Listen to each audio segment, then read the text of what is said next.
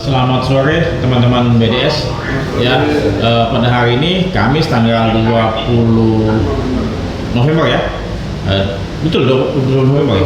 Betul. 20 November tanggal 2025 kita belajar mengenai underwriting ya, underwriting property. Nah, jadi sebelum katakanlah kita dapat menempatkan bisnis ke asuransi, kita sendiri pun juga harus paham dengan resiko yang kita akan tempatkan ke asuransi. Nah, oleh sebab itu kita akan coba mulai ya untuk dapat menganalogkan apa underwriting untuk gedungnya BDS. Untuk itu supaya saya minta tolong Pak Sudarno, silakan jelaskan apa yang perlu diketahui underwriting ini. Oke, selamat sore Bapak-bapak, Ibu-ibu, teman-teman sekalian, selamat sore. Jadi kita waktu underwriting apabila datanya itu kurang jelas, maka harus dilaksanakan adalah survei. Nah, kenapa harus survei? Karena untuk melihat kebenaran data material fact yang ada itu benar-benar dilaksanakan. Nah, apa saja sih? Sebetulnya underwriter itu nggak banyak yang diminta, Bapak Ibu. Ya, permintaannya underwriter itu nggak banyak, hanya sekitar 5. Ya, yang pertama itu adalah fisik. Fisik. Nah, Oke. fisik. Kemudian yang kedua adalah Okupasi atau penggunaan. Kalau kayak misal BDS ini adalah office ya, ini office nih. Okupansi. Ketiga adalah proteksi. Proteksinya ada apa nggak di sini ya? Nah, Oke. proteksinya apa?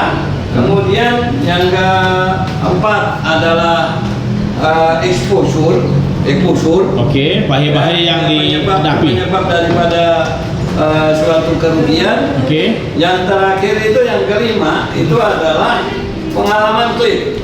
Ya. Oke. Jadi semuanya itu hanya underwriting itu di underwriting apapun, mau itu asuransi general, jiwa, penjaminan, 5 itu yang diminta. Oke, Bapak bisa ulang Pak. Pertama apa? Yang pertama itu adalah fisik. Fisiknya, ini fisiknya. Fisik. Umpamanya Bapak ini gedung ini. Ini gedungnya apa fisiknya gedung nih? ini Konstruksinya. bangunannya kelas berapa? Kelas berapa nih? Kelas berapa konstruksinya? Nah, begitu juga Satu. Bapak, umpamanya contoh ini kita bangunan. Nah, kemudian juga kalau kita contoh untuk kapal, mau ditanya kapal itu dibuat dari apa? Juga fisik. Ya, fisik. Kemudian kalau itu penjaminannya adalah orang, ditanya juga fisiknya bagaimana? Dia sering sakit atau enggak? Iya. Dan sebagainya. Yang pertama itu fisik. Fisik itu bermacam-macam ya Bapak ya. Jadi termasuk konstruksi dan sebagainya itu fisiknya dulu ya. Nah, setelah kita tahu fisiknya, jadi nanti umpamanya ini kita survei bangunan ini, kita harus tahu bangunan ini dibikin dari apa? Konstruksinya. Bata, cor. Bata, umpamanya dindingnya dari apa? Terus yang pertama umpamanya dari bawah ya. Pondasinya terus dindingnya, kemudian atapnya, struktur atap. Nah, ini fisiknya kita lihat dulu dari situ. Kemudian dari fisik itu kita bisa lihat kira-kira apa sih penyebabnya dan sebagainya. Jadi kita tahu, oh kelas 1, kelas 2, kelas 3. Nah, itu fisik ya. Nah, begitu juga nanti penjaminan sama. Semuanya hanya underwriting itu 5 itu aja. Kemudian yang kedua ada okupansi. Okupansi atau penggunaan bangunan. Bangunan. Apa ini? Ini office. Office ya? Ini digunakan bangunan itu dipakai apa? Kantor. Apa dipakai kantor, untuk kafe, dipakai pabrik dan sebagainya. Nah, kemudian okupansi itu kegiatannya juga ada apa di situ? Apa? Gudang, ya gudang, memang gudang. Tapi kalau gudang itu sudah dipakai ada mesin dan sebagainya, udah lain. Begitu juga umpamanya ini ruko, di sebelah ruko. Tapi ruko itu dipakai apa? Untuk rumah tinggal. Konveksi ya. Ini konveksi ya. Sebelah konveksi. Tapi apinya tidak akan nyebrang. Dari sebelah ke sini. Jadi bisa dibilang ini spiritless ya. Ya, makanya tadi kita harus lihat dulu apakah ini spiritless atau enggak. Ini dari konstruksi kita bisa lihat. Kalau untuk atapnya nyambung ya. Yang BTN ya, rumah BTN, mohon maaf, iya. Bayar tapi nyicil.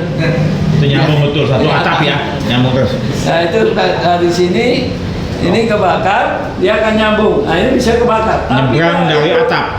Atapnya itu atapnya jadi spirit itu kita lihat kalau sebelah kebakaran bisa nggak bakar di sini.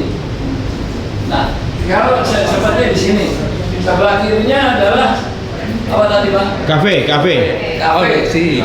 Kanan kafe, sebelah kiri Konveksi. Nah ini kan high risk kan contohnya, tapi bisa kalau asuransi kalau melihat sepintas nggak lihat di atasnya, dia kan bilang oh ini Risiko sama, risikonya kafe atau risikonya konveksi risikonya.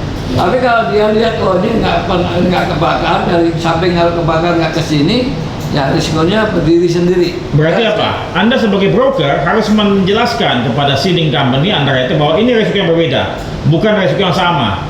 Ya, sehingga Anda harus tetap pakai ini risiko office, bukan konveksi, bukan kafe. Paham ya? Oke, jelaskan Bapak itu tadi. Jadi kita lihat dulu okupansi apa sih? Okupansi dari kegiatan dan pemakaian. Ya. Jadi kalau orang mobil kegiatannya apa? Kan ditanya tadi okupansi. Nah, yang ketiga adalah proteksi. Proteksi itu apa? Apa yang ada di sini untuk mencegah kebakaran? Umpamanya apakah di sini ada proteksi itu ada pasif dan aktif, ya pasif sama aktif. Jadi kalau ada yang istilahnya proteksi itu, umpamanya sprinkler itu pasif. Ya pasif, dia begitu kebakaran nyemprot sendiri. Nah kemudian ada aktif, aktif itu ada hidran, apar. Nah ini adalah namanya proteksi aktif. Nah, ada lagi proteksi manajemen. Walaupun itu ada pasif, ada aktif, kalau nggak ada manajemennya, sama aja. Jadi kalang kabut semuanya tidak terkoordinir. Banyak punya hidran, punya apar, alat komplit, mobilnya BMW atau Audi, tapi nyopir nggak bisa. Jadi begitu kebakaran repot, ya. Nah, di